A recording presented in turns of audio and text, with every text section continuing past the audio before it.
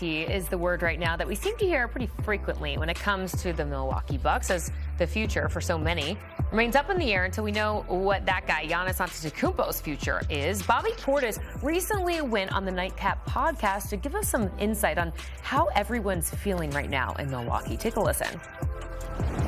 It's hard for us right now to have a conversation when, like, the future is just so blurry. Yeah. The future is so blurry right now that, like, right now, like I said, like before, like, guys need to worry about themselves being the best they can be, coming back and trying to change the narrative about whatever, you know what I'm saying, the media has put on them or the team, whatever it is. Because right now, bro, like you said, bro, like you just said, like, the owner said that by June, the draft, whatever it is, they're gonna do something with Giannis, whatever it is. So that's like Extension or he moving? Yeah, so like the future blurry, so we can't really have them conversations until we know who on the team for real. All right, so blurry is the word he used there to describe the future of the Milwaukee Bucks, as Ashley Nicole Moss is back with us. Your thoughts on what we heard from Portis? I mean, it's expected. Yeah. It's obvious. I think that the head of the snake is Giannis. It's hard to make any decisions when it comes to roster. Who do you keep? Who do you not keep? Who can you help? Who can help you build a winning team? Until you know what your star player wants to do. And unfortunately, no one knows except for Giannis. I feel like this has been a perpetual circle. We've been going around in circles about this. I feel like since the trade deadline and beyond that, for years, it feels like ever since the Milwaukee Bucks won their first championship and failed to repeat, ever since then, it has been a conversation of, is Giannis staying, is he going?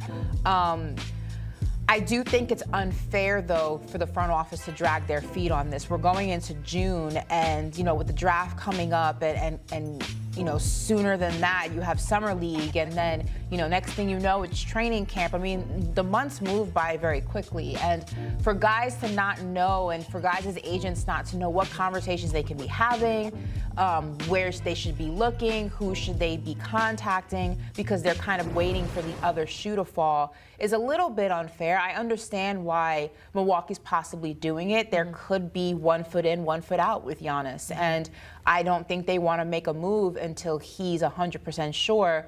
But I think Giannis also just has to hurry up and make a decision and figure out what he's doing. As we kind of tie these Giannis rumors into what's going on right now in the NBA playoffs and how maybe that may affect some things, obviously all eyes right now are on Victor Wembanyama, and he's completely changed the timeline for San Antonio. Has his, though, playoff dominance maybe made every other contender out there feel the pressure to make a massive move potentially this offseason? I mean, I think with Wemby, what we're seeing is what we've always known Wemby was and can be. I think that the Spurs still have a far way to go to kind of be that dominant force that strikes fear in their opponents' hearts.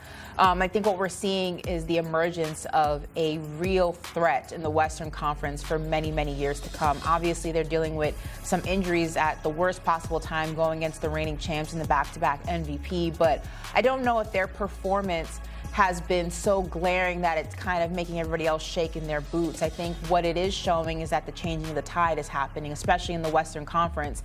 And if you want to compete, if you want to contend, you have to have the players to do that. You have to have the roster to do that. But I feel like that has always been known.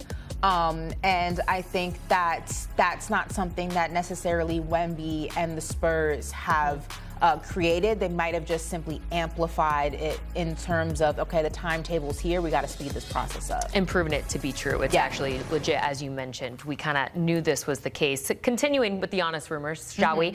The Miami Heat continue to be one of the top teams linked to that name, as recent reports have indicated, but we have heard this time and time before. We were talking before we went on the show in the green room about this. I mean, but are you buying it this time around? I don't know. I mean, I feel like Pat Riley had a really interesting quote at his closing statement, you know, at his closing statements to the media. And he said something along the lines, we won 6 more games since we traded Jimmy Butler. That was a success. And that makes me a little worrisome about how much,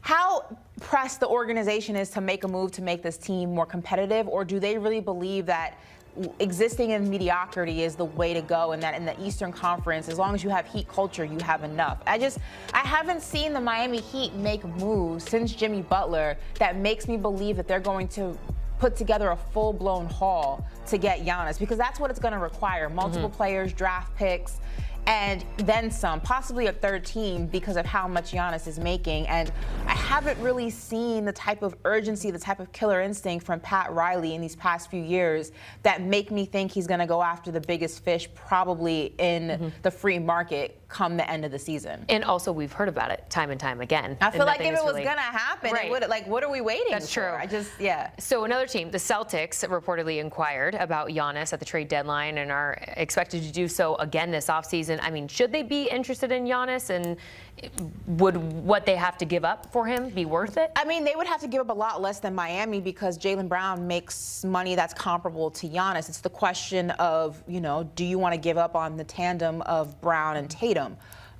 It is a duo that won a championship together. And it's a duo that many people still think can win more championships together. Obviously, this season was unfortunate because Tatum missed so much time with his rehabilitation of his Achilles and then comes back and then has that unfortunate Game 7 situation where he doesn't play, and we all know how that went. But I don't know if Giannis necessarily takes what I think is already a championship contender and makes them, it's kind of hard to become more than what you already are, and they're already a championship contender. So it's interesting in Boston, though, because the willingness of Boston to move Jaylen Brown, I don't think it would be because him and Tatum can't play together. I think it'd be because the relationship of Brown and the Celtics may have run its course. I don't know if I think it's there yet, though, so I'm kind of 50-50 on that. Okay, last rumor let's get to. The report suggested that the Lakers could potentially offer up to 3 first-round picks for Giannis in this deal. Could you see something like that coming to fruition? I don't see this happening. They got to figure out what they're doing with LeBron first. They got enough issues in LA. I mean, Giannis has also made it very, very clear. Again, I don't know how much we can take this at face value. This is a guy who keeps coming in and coming out to this relationship, but he has made it clear that if he does leave Milwaukee, he wants to be on the East Coast. He wants to be in the Eastern Conference for things that are outside of basketball. This would be insane, by the way. It would be insane. This would be interesting. I just don't. You know, you also have to remember you would have to convince Giannis to sign a long-term deal, and I think that's the other catalyst in this conversation. Is wherever he goes, whoever he's signing to has to have the belief that he would re-sign a long-term deal, and I don't know if the Lakers want to take that gamble or if Giannis would even be interested in signing a long-term deal with LA. So they're kind of last on my list. And I also don't think that LA needs Giannis. I don't think that they're far off from being much better than they were this season. I think it's slight changes on the margins, and I think it begins with LeBron James. All right. Well, this saga continues. Will he stay or will he go? We will continue to keep you posted on whatever happens with Giannis Antetokounmpo.